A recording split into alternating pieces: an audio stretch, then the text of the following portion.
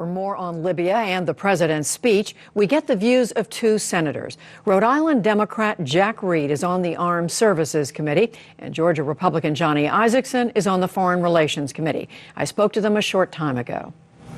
Senators, thank you very much for joining us, Senator Reed and Senator Isakson. Before I ask you about what President Obama said last night, Senator Isakson, just quickly, do you believe the U.S. should be involved militarily in Libya in the first place?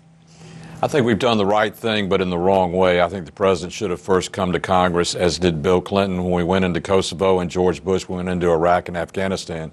But I do think it's important when democracy is emerging around the world, the United States to be a supporter of those who want freedom and peace. And what about you, Senator Reed? Should the U.S. be there at all?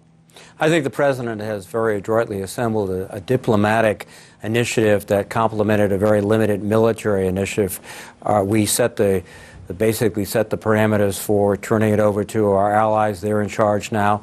I think the military role has been important, and I think it's been complemented by very adroit diplomacy. Senator Isakson, let's turn to the president's speech. Did he answer the questions that you have in his remarks last night? Well, he left silent addressing how he came really to the conclusion and the fact that he didn't involve the Congress. I think he did explain his thought process as the leader pretty well, but I thought it was short on facts on how we got to where we were and why we waited so long to get there. And those are questions that you think should be answered at this point? Well, that's too late to redo that. That is past. What is important are the next few days ahead, and I think we need to continue our support for the uprising that's taken place and support liberty and democracy for the Libyan people. And I don't think we ought to take anything off the table. We can deal with circumstances as they come about. That's the best way to go about an operation like this. But Senator Reed, the president did take further military action to remove Colonel Qaddafi off the table. Is that something you agree with? Well, the president, under this international coalition and working through NATO, still has a tremendous military leverage in terms of air power, which is not just a no-fly zone, but also a no-drive zone. And if Qaddafi begins to renews attacks against his people, then there'll be very, very, I think, severe airstrikes against his forces. The noose, I think, is beginning to tighten around him in terms of military power that we're projecting through the air, diplomatic isolation, economic isolation. All these forces are coming together. Ultimately, I think it'll be a political solution that causes him to leave the country. And at that point, then I think we're, through the United Nations, in a position to help stabilize the country and also to develop it as along the wishes of the Libyan people, more democratic. Senator Isakson, do you agree with that formula that it's likely to be a political and an economic set of circumstances that would cause Qaddafi to leave? Well, I think we all hope that would be what happens, but by taking things off the table that might be alternatives, you don't have as much encouragement that would be what happens. I agree with Ambassador Rice. I think she expressed it just perfectly in the tape we saw just a little bit before.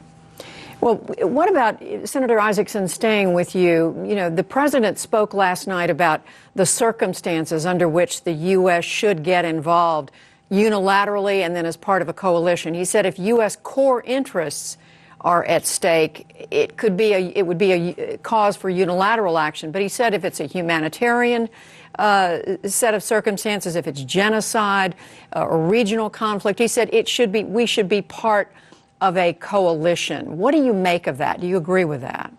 Well, you know, President Bush put together coalitions in both Iraq and Afghanistan, and unity among democratic countries around the world is very important in efforts like this.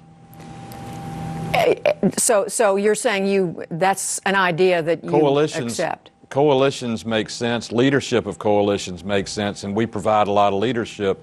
This is more of a committee operation than a leadership operation, but I still agree coalitions are important. Senator Reed, what's your take on that, whether it's an Obama doctrine or something else? Well, coalitions, I think, provide not only the forces, but also the political legitimacy to deal with some of these issues. And I think it's particularly notable in this circumstance that this coalition has components from the Arab world. The Arab League was one of the first to take a strong stand against Qaddafi, then the United Nations. And I think this coalition has durability and strength and legitimacy. And it also will marshal more combat power and allow us to minimize our combat commitment and essentially also reduce the cost to us. And those are important factors also.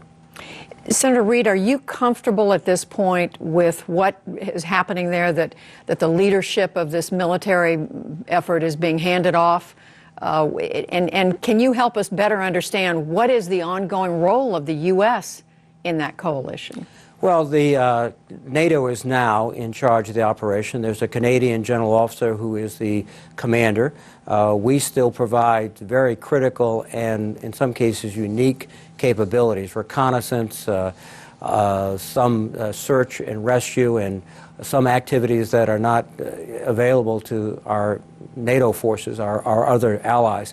But essentially now this is a combined NATO mission. A lot of the missions are being flown by the British and the French. We have contributions from the Qataris, who are not part of NATO but contributing.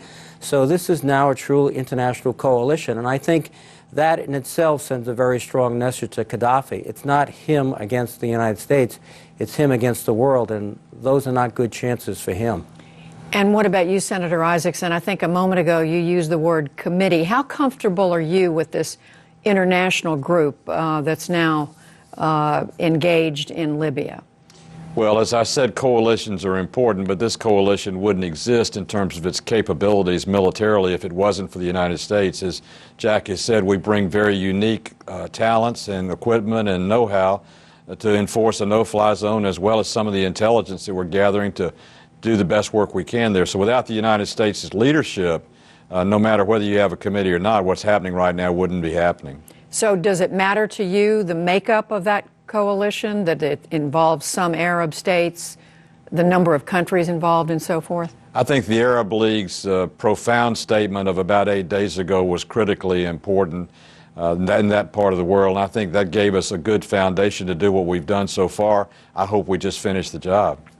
Senator Isakson, looking ahead, what if Colonel Qaddafi doesn't leave? What if his forces continue to push and the air and even ground support isn't enough to dislodge him, along with the other political diplomatic moves?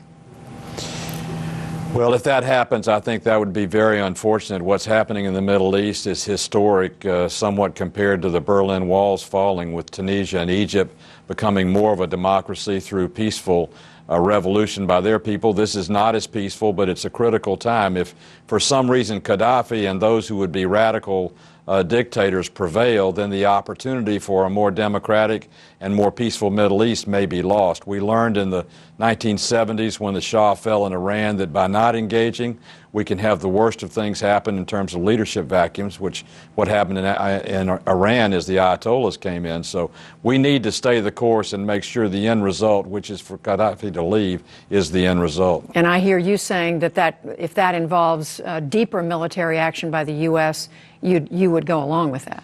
Colonel Qaddafi is probably watching this broadcast in his tent in Libya right now. We have a very small world, and as Friedman said, the earth is flat. If he doesn't think his leaving is a goal of ours, then he's going to feel more emboldened. I don't think you take anything off the table. And Senator Reid, what about this scenario if Colonel Qaddafi doesn't go? Well, if he doesn't go, I think his position deteriorates continuously, given all of the pressure against him militarily and diplomatically. So his scope of control diminishes, and I think he also invites internal opposition that is probably just below the surface. So, my sense is days are numbered. I think the most efficacious way to get him to leave is through some type of political and diplomatic solution quickly. But ultimately, I think he's fighting not just the people of Libya, he's fighting history, and I think he'll lose. And I think at a point where he departs or he's so diminished, if there is a need for additional forces, that's where our European allies have the capabilities, our NATO allies, and the incentives to go in and provide additional power. But as the President made clear, I don't think this is the proper role or the necessary role for American ground forces, certainly. Senator Reid, Senator Isakson, gentlemen, thank you both. Thank you, Judy.